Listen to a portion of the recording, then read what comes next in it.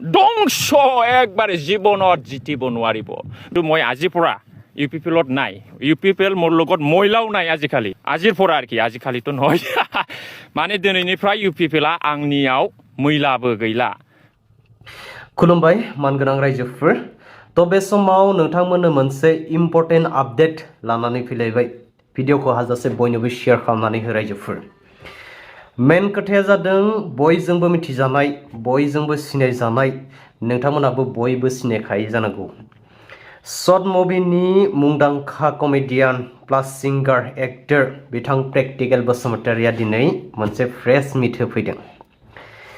Press मिटखौ नायनानै फैला मेन्देलानि डायलगखौसो ग्राव आंनि गोसोआव गोलैफैदों हायना मुलि मुभि ना माबे मुभियाव मोनथाय जत पैसा আছে তাত मेन्देला আছে जत पैसा নাই তাত मेन्देला নাই where there is money things are practical where there is no money things are not practical जेराव फैसा दं बेवहाय प्रेक्टिकेल दं जेराव फैसा गैया बेयाव प्रेक्टिकेल गैया थांनाय बिटिसि इलेक्शननि सिगां इउपिपिएल दोलोआव जयेन जादोंमोन इउपिपिएल दोलोआ देरहानो हायाखिसै जेननायनि थाखाय दिनै इउपिपिएल दोलोखौ नागारनानै बिपिएफआव जयेन जाफैनायजों लोगोसे इउपिपिएल दोलोनि गोबां खोथा बुफ्रुफैदों बिपिएफआ दिनै गभर्नमेन्ट दानायखाय बै ट्रेन स्टेशन आरो फुटपाराफोराव 1 टका दियक 2 टका दियक बिबायग्राफोर बायदि बिथाङा बिपिएफनि जाखोन्दा आग्लायफिनगोन माबा मोनसे गुन्दै मोनजागोन माबा मोनसे आसा लानानै दिनै बिपिएफआव जयेन जाफैबाय सिदा खोथा रायजोफोर प्रेक्टिकेल बसुमतारि बिथांमोना हारिमु आयदायाव बाहागो लानानै बयजोंबो सिनायजानाय मानसि अनसायजानाय मानसि हठात हारिमुनि मानसि दिनै नोंथाङा हारिमुआव थानानै जाबायदि रायजो राजानि अनसायनाय मोन्दोंमोन सापर्ट मोन्दोंमोन पलिटिक्सआव हाबनानै राजनितिकनि केम्पेइनाव गसंनानै माबेबा मोनसे दोलोनि जानानै कमेडियन खालामोब्ला सिगांनि समाव जाखिनि अनसायनाय मोन्दोंमोन हयथ' बे समाव एसेबां अनसायनाय मोनाबो जानो हागौ आरो सोरजोंबा दुखु मोननांजानोबो हागौ मानो होनोब्ला जोंनि गासै रायजो राजाफ्रा सोरबा बिपिएफखौल' मोजां मोनग्रा गैया आरो सोरबा इउपिपिएलखौल' मोजां मोनग्रा गैया दिनै बिपिएफ मोजां मोनग्रायाल' नोंखौ मोजां मोनगोन आरो इउपिपिएल मोजां मोनग्राया हयथ' नोंखौ दुखु मोननो हागौ गाज्रि मोननो हागौ दिनै प्रेक्टिकेल बसुमतारि मोना गोरों मालाय मा जानो स्मार्ट मालाय मा जानो हारिमुआव सिनायजानानै मुंदांखा जामालाय मा जानो रायजो राजानि अनसायनाय मोनाब्ला दिनै जा बिथिङाव थानानै सिनायजादोंमोन मुंदांखा जादोंमोन बे बिथिंखौनो नागारनानै थाइसे थाइनै फैसानि लबावनो टिकानि लबावनो दिनै इउपिपिएलखौ नागारनानै बिपिएफआव थांलायबाय बिपिएफखौ नागारनानै इउपिपिएलआव फैलायोब्ला बेखौ रायजो राजाफ्रा सासे हारिमुनि मानसि होननानै सनमान होगोन जानो सापर्ट खालामगोन जानो आं सानो दिनै जों बर'फोरा बेफोरबायदि लबिया आदाखावरिया व्यक्तिनि थाखायनो हारिया गावस्रादों होननानै आं सानो ধ্বংস একবারে জীৱনত জিতিব নোৱাৰিব কিন্তু মই আজিৰ পৰা ইউ পি পি এলত নাই ইউ পি পি এল মোৰ লগত মহিলাও নাই আজিকালি আজিৰ পৰা আৰু কি আজিকালিতো নহয় মানে दिनैनिफ्राय ইউ পি পি एलआ आंनियाव मैलाबो गैला From today, I have become bona fidely BPF supporter. Now, from today, I will be supporting BPF, Bodoland People's Front, Hagrama Mohilari. Mane UPPL dong so. UPPL has ruined in 5 years itself. Pramod Boro, sir, has no logic, no psychology. Logic means truth. Now, UPPL has dead. Ekbare mori gol. Aro theinai badi jabai, theibai. बिसोर इउपिपिएलआ मालाबाबो सिखारनो हाला आरोखि इउपिपिएलर नेताबिला কি করেছে जेनेबा इउपिपिएलर cabinet minister handloom टेक्सटाइलर Yuji ব্রহ্ম sir আছে কি কাম করেছে বিটিএস ধ্বংস একবারে জীৱনত জিতিব নোৱাৰিব খুলুমবাই বयखौबो नमस्कार माय नेम इज प्रेक्टिकल बसुमतारि बड' कमेडियान सिंगार लिरिसिस्ट बड' short films director script writer YouTuber as well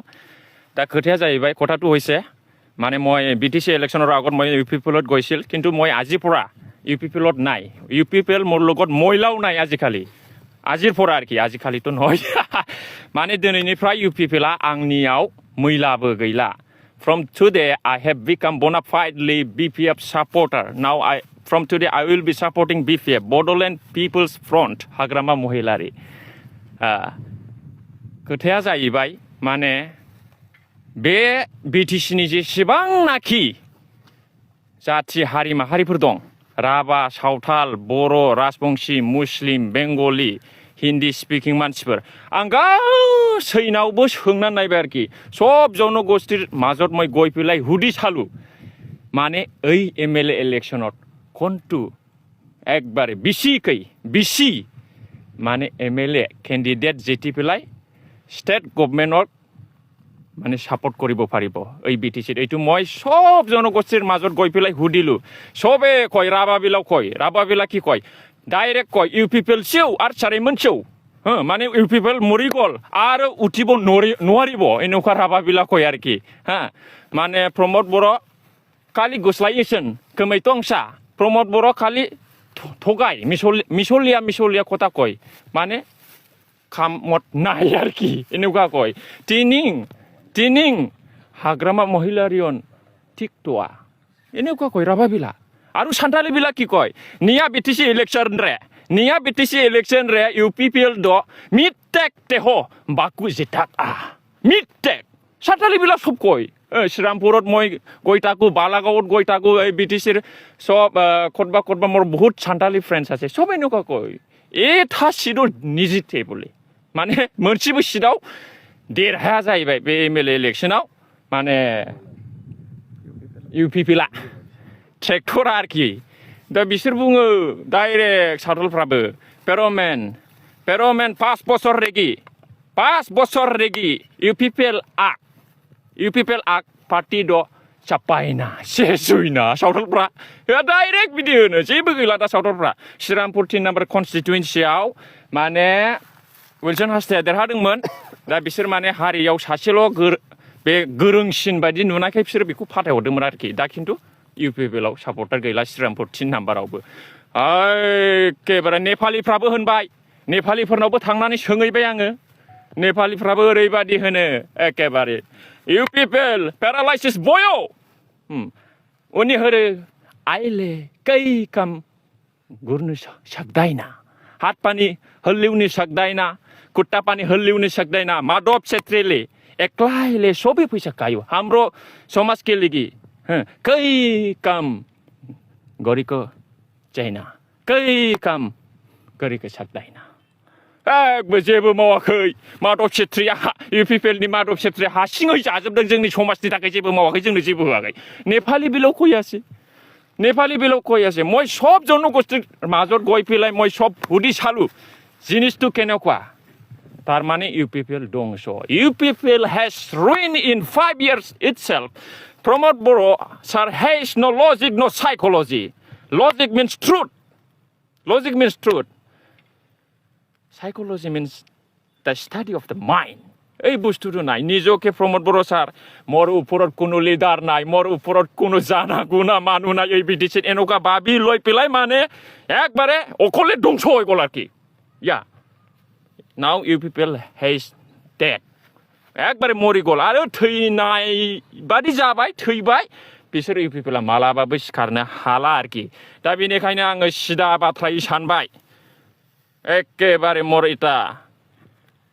जे टार्गेट केवल BPF মই BPFক সাপোর্ট কৰিম I will be supporting till my last breath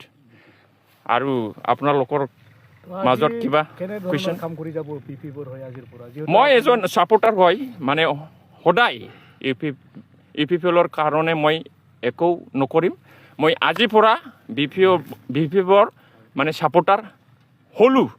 মানে বিপিএফৰ কাৰণে মই কাম কৰি যাম সাপোৰ্টাৰ এজ এ সাপোৰ্টাৰ